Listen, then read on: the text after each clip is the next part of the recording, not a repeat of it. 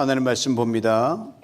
시편 119편 33절에서 40절입니다. 시편 119편 33절에서 40절 말씀 제가 읽어드립니다. 여호와여, 주의 은혜들의 도를 내게 가르치소서. 내가 끝까지 지키리이다. 나로 하여금 깨닫게 해주소서. 내가 주의 법을 준행하며 전심으로 지키리이다. 나로 하여금 주의 계명들의 길로 행하게 하소서. 내가 이를 즐거워함이니이다. 내 마음을 주의 증거들에게 향하게 하시고 탐욕으로 향하지 말게 하소서.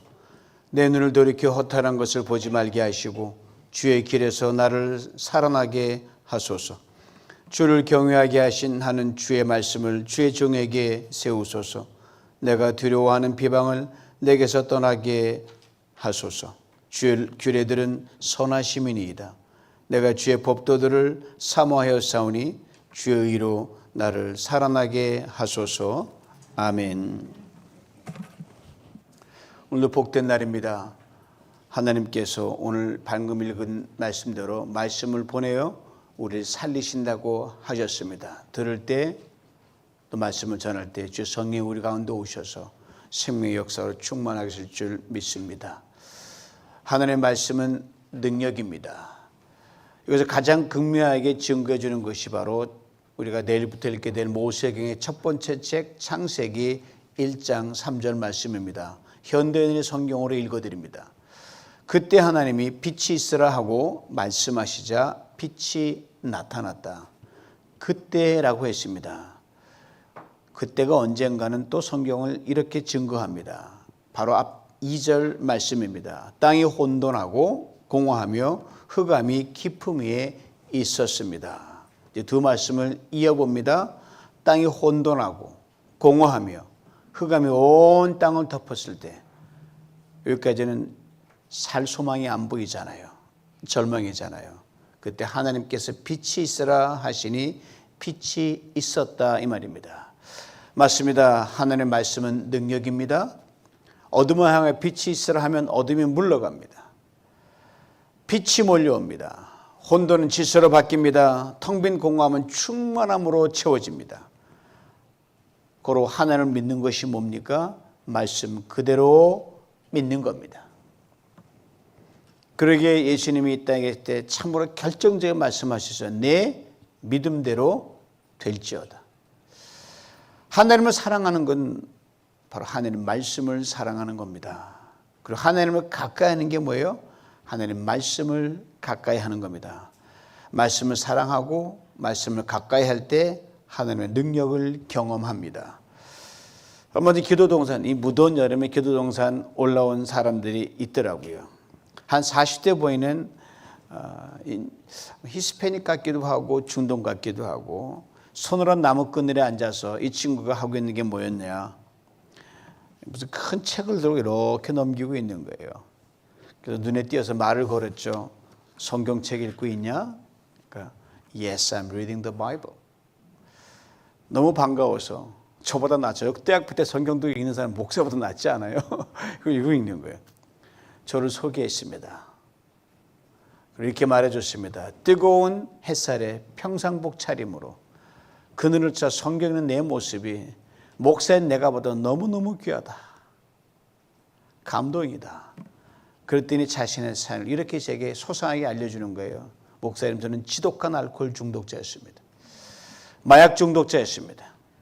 그리고 이혼으로 가정까지 깨지고 엉망인 인생이었습니다. 그러던 어느 날 성경을 붙들고 씨름하기 시작했습니다. 주님이 저를 만나주셨습니다. 그 말씀의 능력으로 이렇게 완전히 새 사람이 되었습니다. 맞습니다. 하나님은요, 당신의 말씀을 가까이 하고 그 말씀을 씨름하는 사람의 인생을 송두리째 바꿔놓습니다.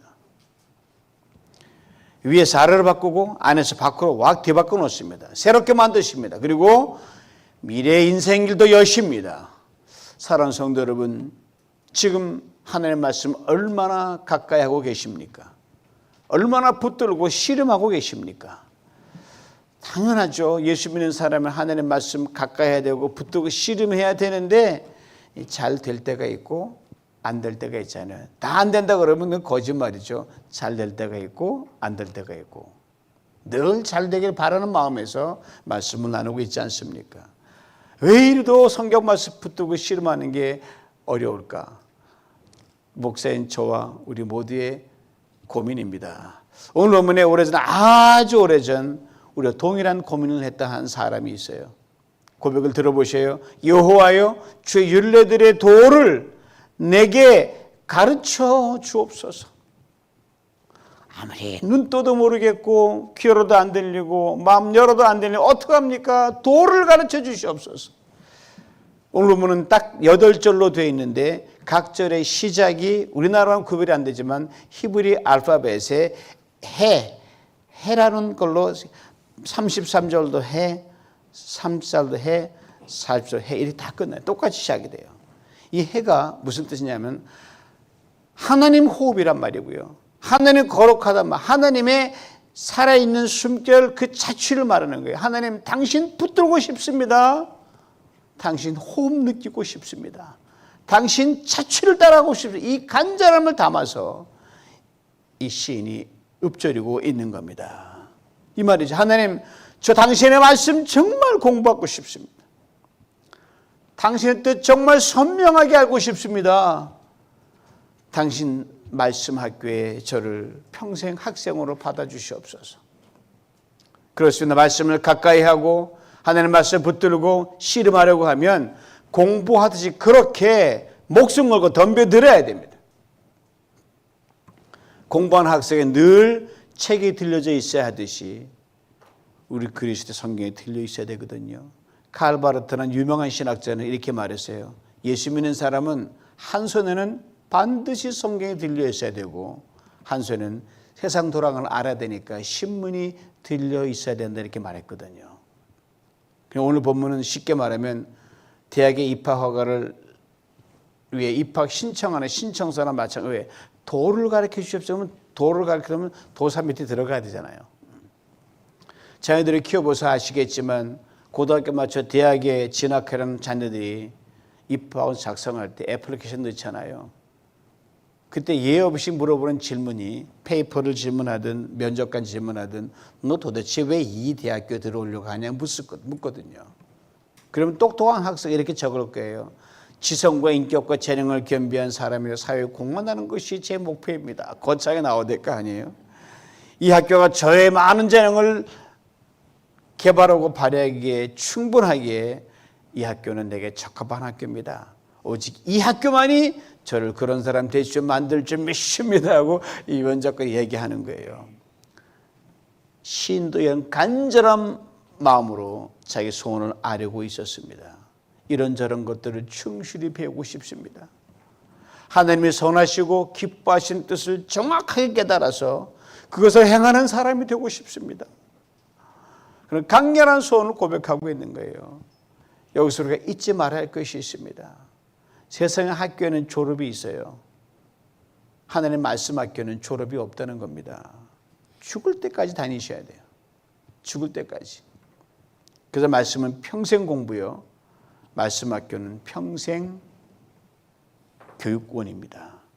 오늘 설교의 제목처럼 말씀 학교 평생 코스입니다. 우리 어바인 지역에 노래교실 많고 기타 교실 많고 문화교실 많잖아요. 그 평생 다니셔야 되는 거예요. 건강하셔야 됩니다. 그래야 노래도 많이 부르시고 그래야 기타 칠 수도 있고 많은 교제를 나눌 수 있거든요. 왜 평생 코스일까요? 먼저 머리로 배운 말씀이 가슴의 감동으로 내려오기까지 여러분 오랜 시간이 걸립니다. 이 말씀 탁 기다렸는데 여기 와서 뭉클뭉클해서 맞아 이런 감동이 오기까지는요 금방 올 때 있지만 꽤 오래 걸립니다. 그 다음은 이 가슴으로 확 감동받은 이것을 삶으로 토해낼 때까지 또 한참 걸리는 거예요. 이 평생 코스의 말씀 학교에서 이 시는 4가지를 구분해 구체적으로 밝힙니다. 본문의 순에 따르면 머리, 발, 가슴, 눈의 신앙이 그거거든요. 먼저 머리입니다. 즉 생각이에요. 본문 34절이에요. 나로 하여금 깨닫게 해주소서. 내가 주의 법을 준행하며 전심으로 지키리이다. 깨닫게 해달라고 했습니다. 하나님의 말씀은 우리의 생각을 깨우칩니다. 낡은 생각을 깨뜨려 버립니다. 박살냅니다. 잘못된 생각을 버리게 만듭니다.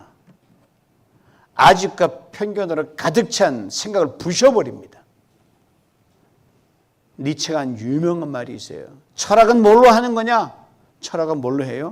망치로 하는 거다. 도끼로 하는 거다 이 말이에요. 망치의 용도는 부수고 깨뜨리고 박살내는 겁니다. 인정사정 없습니다. 바로 패버려야 돼요. 이제 하나님의 말씀이 우리의 생각과 배치될 때는요, 말씀의 망치로 인정사정 없이 박살내고 깨뜨려 버려야 돼요. 흔적도 없이 가루로 만들어 버려야 됩니다. 이게 힘들어요. 자기 손 망치로 찍어 보셨습니까? 자기 손 찍는 강하게 때리는 사람 하나도 없을 거예요. 사사사사 때리는데. 이 말씀의 망치로 나를 때릴 때는 사정없이 패버려야 돼요. 아픔을 감수하고 고통을 감수하고 깨어지고 괴로움까지 그렇게 평생 부셔야 됩니다. 때때로 이런 말 할 때가 있잖아요. 내가 왜 80평생 이 생각을 버리지 못했을까? 그렇다면 내 인생이 달라질 수 있었을 텐데. 내가 왜 70평생 이 편협하고 이 이기적인 생각을 부수지 못했을까? 아, 너무 늦지 않은 걸까? 인생에 너무 늦을 때가 없습니다. 망치만 들으십시오. 말씀의 망치. 그리고 부수면 됩니다. 이런 우리가 부르는 찬양 가사가 얼마나 귀에 쏙쏙 들어오는지 몰라요. 부서져야 하리. 부서져야 하리. 무너져야 하리. 무너져야 하리. 깨져야 하리. 더 많이 깨져야 하리. 씻겨야 하리. 깨끗이 씻겨야 하리. 다 버리고 다 고치고 겸손히 낮아져도 된 줄 알았더니 또 있는 거예요. 주 앞에서 정결타고 자랑치 못할 거예요. 부서져야 하리. 무너져야 하리. 깨져야 하리. 깨끗이 깨져야 하리. 답은 가슴입니다. 마음이 오늘 보면 36절입니다. 내 마음을 주의 증거들에 향하게 하시고 탐욕으로 향하지 말게 하옵소서. 마음 우리의 온갖 감정, 심지어 머리에서 뿜어내는 생각에 머무는 집이 마음입니다. 그 마음이 하나님의 말씀으로 꽉 차 있지 않으면 우리 욕심과 이 온갖 더러운 것들로 막 춤을 춰요. 특별히 욕심과 이기심의 꼭대기에 있는 것이 탐욕이거든요. 탐욕은 극한 욕심이에요. 그래서 성경은 탐심은 우상 숭배라고 그렇게 말을 합니다. 하나님을 밀어낼 수 없는 힘이 탐심이거든요. 에덴에 일어났던 사건이 탐심 때문에 밀려난 거예요. 그 선악과가 뭔데? 먹지 말라면 먹지 말아야지. 예? 마음은 동시에 두 가지를 담을 수 없습니다. 세상 살면서 경제가 우리 삶에 비추는 영향이 굉장히 크잖아요. 뭐 연방 은행장 파월이 말했다 하면 다우가 뛰었다 났다 요동을 치잖아요. 왜? 경제에 민감한 거죠. 그러게 돈에서 자유롭기가 쉽지가 않습니다. 돈 욕심이 이제 없다 했는데 돈이 먼저 마음 하운데에 꽉 자리 잡고 있는 거예요. 얼마나 많아요. 그 목사도 마찬가지예요. 보니까 아이러니하게도 어떤 목사님이 책을 써는 책 제목이 뭔지 아세요? 하나님 솔직히 돈이 좋습니다. 이게 목사님이 쓴 책 제목이에요. 돈 싫어하는 사람 아무도 없어요. 그리고 예수님이 이 땅에 계실 때 분명히 기준을 말씀하셨어요. 돈과 하나님 사이에서 갈등한 당시에 사람들은 말씀이었지만 우리에게도 향한 말씀입니다. 너희가 하나님과 재물을 동시에, 이 말은 동시에 섬길 수 없다. 뭐 하나 위에 있어야 되지 똑같이 놓고 이 말이 안 된다는 거예요. 그렇습니다. 돈이 먼저면 하나님도 잃고요. 돈도 잃어버립니다. 하나님이 먼저면 돈은 잃더라도 하나님은 잃지 않습니다. 희한한 건요. 잃어버린 돈 반드시 찾게 해주십니다. 이게 희한한 거예요. 그래 야고보 장로님도 우리의 마음이 욕심이 이끌려가지고 시험에 빠지는 것에 대해 오래전에 이렇게 말씀하셨거든요. 야고보서 1장 13, 14절입니다. 들어보세요. 사람이 시험을 받을 때 하나님께 시험을 받는다고 생각해서는 안 됩니다. 하나님은 악한 시험을 받지도 않으시고 사람은 시험하지도 않습니다. 사람이 시험을 받는 것은 자기 욕심에 끌려 유혹을 받기 때문입니다. 여러분, 내가 유혹에 빠진 건 하나님 당신에게 창조해서 그렇게 아니에요. 하나님 우리 정직하게 지으셨는데 전도서는 인간이 꾀를 만들어냈다고 말하는 겁니다. 마음이 유혹을 물리치는 길은 하나님의 말씀을 끊임없이 채우는 것밖에 없어요. 말씀으로 가득 차면 뭐가 나와요? 말씀이 튀어나올 것이고, 욕심으로 가득 차면 욕심이 나올 것이기 때문입니다. 겉으로는 분명 같은 표현이에요. 그러나 그것이 어떤 마음의 상태와 반응에 따라 말씀에 나온 산물이냐 탐욕의 산물의 결정이 됩니다. 그리고 눈입니다. 오늘 30절이에요. 내 눈을 돌이켜 허탄한 것을 보지 말게 하시고 주의 길에서 나를 살아나게 하소서. 눈, 바로 앞서 말씀한 마음과 밀접한 관계가 있습니다. 그러게 눈은 마음의 창이라 그러잖아요. 눈이 어두우면 마음도 어둡습니다. 눈이 보는 것은 눈 깜빡과 사이에 마음으로 쏙쏙 들어와요. 여러분, 하루에 사람들이 눈을 얼마나 깜빡깜빡거리는지 아십니까? 몇 번 같아요? 1000번? 10,000번? 25,000번입니다. 상상할 수 없는 숫자입니다. 거울 시험해 보세요. 깜빡깜빡한다. 우리 모르게 그냥 반사적으로 계속 깜빡거리는 거예요. 2만 횟수던 눈이 깜빡이면서 수많은 시각 정보들이 우리 눈을 통해 들어옵니다. 눈이 깜빡이는 횟수만큼 여러분의 마음이 열렸다 닫힌다고 한번 생각해 보십시오. 그렇게 깜빡거렸는데도 눈이 건재한 이유가 뭔지 아십니까? 눈물샘에서 쉼없이 눈물을 뿜어내게 됨입니다. 눈물샘이 마르면 암국 건조증 걸려서 치명적인 병에 걸립니다. 저런 말씀으로 우리의 눈을 촉촉히 적셔주지 않으면 결국 그 마음도 병이 들게 되고요. 힘들게 됩니다. 이 37절 말씀이요. 철로역정 쓴 존 버년의 한 대목에서 이렇게 나옵니다. 주인공 크리스찬과 믿음이 시온생활에 쫙 여행을 가는데 도중에 장터를 지나게 되는 거예요. 얼마나 먹을 게 많습니까? 세상에 온갖 걸 다 파고 사는 곳이에요.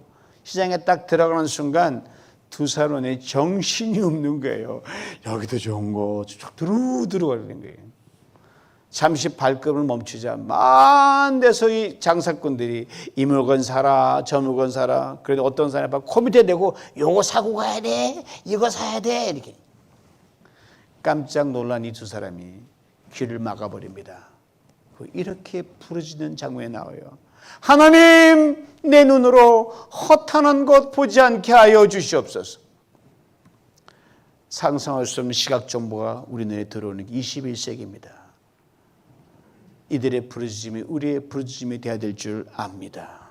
고로 우리가 결단코 양보해서는 안 되는 결정적인 시간이 있습니다. 바로 아침에 일어나셔서 세상과 마주하기 전에 저녁에 잠들기 전 이 2시간은 어느 누구도 양보하시면 안 됩니다. 아침에 딱 깼다, TV 딱 켰다, 그날부터 박살 나는 거예요. 저녁에 딱 자는데 드라마 딱 보고 잤다, 그 꿈은 참 연한한 꿈 꾸는 거예요. 여러분, 사극이 한창일 땐 온 동네가 조용할 정도로 인기 끈 사극이 있잖아요. 뭐 허준 드라마니 뭐니 그잖아요. 그래서 어느 교회 이런 에피소드가 있다는 거 다 알고 있잖아요. 장로님이 너무너무 보고 싶으니까 밀린 거 다 빌려다가 밤새고 본 거 아닙니까? 토요일 날 계속 보고 그 다음에 궁금해서 자꾸 볼 거 아니겠습니까? 토요일 하루 종일 보고 주일 아침까지 보고 한숨도 못 자고 교회 가게 됐어요. 근데 하필 그가 본인이 기도도 한 번은 조차도 잊어버린 거예요. 기도한 기도문이 있긴 하지만 한숨도 못 자고 얼마나 졸립겠어요. 그래, 짧게 하는 게 제일 낫겠다라고 딱 올라갔는데 하나님 아버지 감사합니다 라가 나와야 되잖아요. 근데 정리에 나오는 뭐냐, 전하 성은이 망극합니다, 이 말이 튀어나온 거 아닙니까? 하루 일과 시작 전, 잠에 들기 직전 말씀은 눈이 열려 있어야 되는 것을 아주 극명하게 얘기해 주는 거예요. 그러면 하루가 달라집니다. 평안한 중에 잠들 수 있습니다. 우리 아침에 잠을 깨면서 다윗처럼 이렇게 고백할 수 있기를 원합니다. 하나님의 주의 생각이 어찌 그리 내게 보배려운지요. 그 수가 어찌 많은지요. 내가 세려고 해도 그 수가 모래보다 많습니다. 하느님 생각하다 딱 깼는데 깨니 주님이 옆에 계시네, 이 말이에요. 이제 마지막으로 발입니다. 오늘 보면 35절이에요. 나로 하여금 주의 계명들의 길로 행하게 하소서. 내가 이를 즐거워함이니이다. 계명들의 길이란 그냥 단순한 길이 아니에요. 첩경을 말합니다. 직선으로 길을 말하는 거예요. 첩경은 가장 신속하고 빠른 길을 첩경이라 그래요. 행한다는 말은 뭡니까? 우리의 발을 움직인다는 말이에요. 먼 길이든 가까운 길이든 걷지 않으면 갈 수가 없습니다. 고로 발은 우리가 발 딛고 있는 삶의 현장을 말합니다. 우리가 머리로 깨달은 것을 삶의 발까지 가는 것, 그걸 하되 신속하게 독수리 쫙 빠르게 그래 실천에 옮겨야 된다는 거예요. 세상엔 두 종류의 사람이 있다 그러잖아요. 지혜로운 사람과 어리석은 사람. 우리 잠언 통독에서 많이 대비가 되잖아요.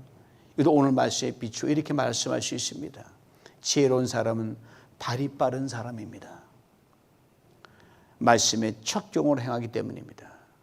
어리석은 사람은 발이 느린 사람입니다. 말씀에 척경대로 행하지 않는 사람, 어찌하든 빙빙 돌아서 안 하려고 이렇게 돌아다니는 거예요. 사랑하는 성도 여러분, 한 주간 사시면서 하나님의 말씀대로 살기에 발이 빠르셨습니까? 느리셨습니까? 우리 모든 하나님의 말씀 학교의 평생 학생들입니다. 선생님은 누굴 제일 예뻐해요? 열심히 배우는 학생은 제일 예뻐요. 제가 강의하지만 참 열심히 배우는 학생, 그냥 가만히 있을 때 A 주고 싶어요. 근데 더 예쁜 학생이 있어요. 배운 대로 그대로 실천하는 학생이에요. 하나님은 마찬가지 아니겠습니까? 말씀을 열심히 배우려고 애쓰는 성도 하나님이 예뻐하십니다. 그런데 그 말씀을 그대로 실천하면 하늘이 감동하십니다. 그래서 하나님의 말씀을 평생 가까이 두셔야 됩니다. 여러분 스마트폰에 성경책 다 들어있잖아요. 편리하죠. 근데 스마트폰이 못 볼 때가 있어요. 언제예요? 언제 스마트폰 못 봐요? 배터리 나가면 끝장이에요. 그렇게 책으로 된 성경을 늘 갖고 다니길 권합니다. 성경 들고 오시면 손 들어보세요. 다 있죠. 집에 있는 것도 있는 겁니다. 손 드셔도 괜찮아요. 누구를 만나 어디를 가든 이 다른 건 다 빼놓고도요. 이 성경 빼놓지 마십시오. 그러면 그날의 장사는 성공한 겁니다. 성경이 귀찮게 느껴진다, 무겁다. 물론 무겁죠. 얼마나 힘들어요. 인생의 짐이 얼마나면 이것까지 요새 성경도 왜 이렇게 큰지 몰라. 큰 성경 그냥 제일 먼저 빼놓고 하는 게 성경이란 말이에요. 근데 저는 목사니까 어쩔 수 없죠. 뭐 평신 때부터 습관됐으니까 다른 거 놔놓고 성경책 꼭 넣어요. 그것도 2권씩 넣고 다녀요. 어떤 때는. 여행 다니다 보면은 작은 건 큰 걸 다녀없으니까 집에서는 큰 거 보고. 어쨌든 틈만 있으면 성경 펼치고 읽으실 수 있기 원합니다. 공부란 단어에서 부자란 단어, 공부할 때 부자이죠. 이 부자가 참 희한한 단어예요. 뭔지 아세요? 하늘을 뚫는다는 뜻이에요. 하늘을 팍 뚫는다는 뜻이에요. 여러분이 언제 어제 성경을 딱 펼쳐 읽을 때 그 자리가 하늘이 열리는 자리가 될 줄 믿습니다. 그 시간 하늘이 열리는 시간이 될 줄 믿습니다. 하늘이 열리면 뭐예요? 인생길 저절로 쫙 피게 돼 있어요. 성경 여러분의 재산 목록 1호로 다시 한번 자리매김할 수 있길 원합니다. 제 미국 전까지 늘 귀하게 간직해오던 보물 1호가 있어서 지금은 하도 낡아가지고 이사 다니다가 어디로 간지 없어졌어요. 킹 제임스 영어 성경이거든요. 영어 공부할 킹 제임스 그당 지금은 이제 고물이 됐지만 그 성경이 추천 목록 1호였어요. 굉장히 귀했거든요. 제가 1000개째는 다 뒤졌어요. 그거 살려고 관주 있는 거 하려고 한 권을 구해가지고 이 성경을 수십 년 전, 45년 전에 제가 포병장관 최전방에 근무 떨어졌을 때 이걸 들고 올라갔어요. 내가 참호 속에서 이 킹제임스 버전을 읽는 동안 한 권 다 읽고 내려오겠다.